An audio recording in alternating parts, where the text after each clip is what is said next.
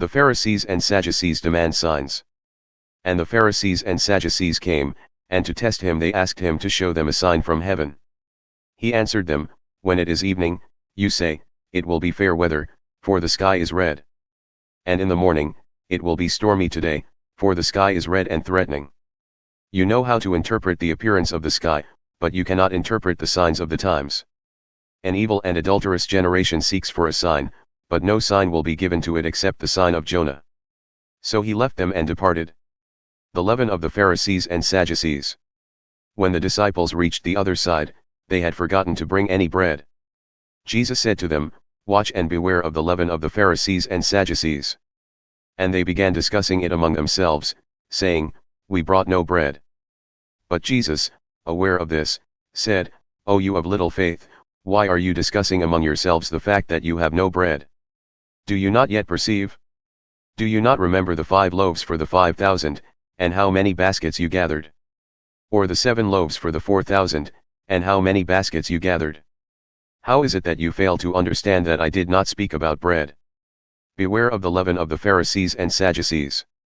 Then they understood that he did not tell them to beware of the leaven of bread, but of the teaching of the Pharisees and Sadducees.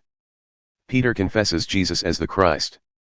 Now when Jesus came into the district of Caesarea Philippi, he asked his disciples, Who do people say that the Son of Man is?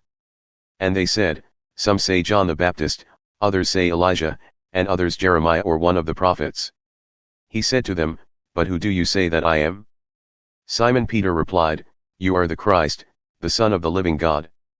And Jesus answered him, Blessed are you, Simon Bar-Jonah. For flesh and blood has not revealed this to you, but my Father who is in heaven.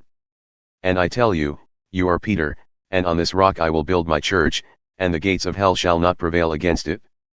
I will give you the keys of the kingdom of heaven, and whatever you bind on earth shall be bound in heaven, and whatever you loose on earth shall be loosed in heaven. Then he strictly charged the disciples to tell no one that he was the Christ. Jesus foretells his death and resurrection. From that time Jesus began to show his disciples that he must go to Jerusalem and suffer many things from the elders and chief priests and scribes, and be killed, and on the 3rd day be raised. And Peter took him aside and began to rebuke him, saying, Far be it from you, Lord. This shall never happen to you. But he turned and said to Peter, Get behind me, Satan. You are a hindrance to me. For you are not setting your mind on the things of God, but on the things of man. Take up your cross and follow Jesus. Then Jesus told his disciples, If anyone would come after me, let him deny himself and take up his cross and follow me.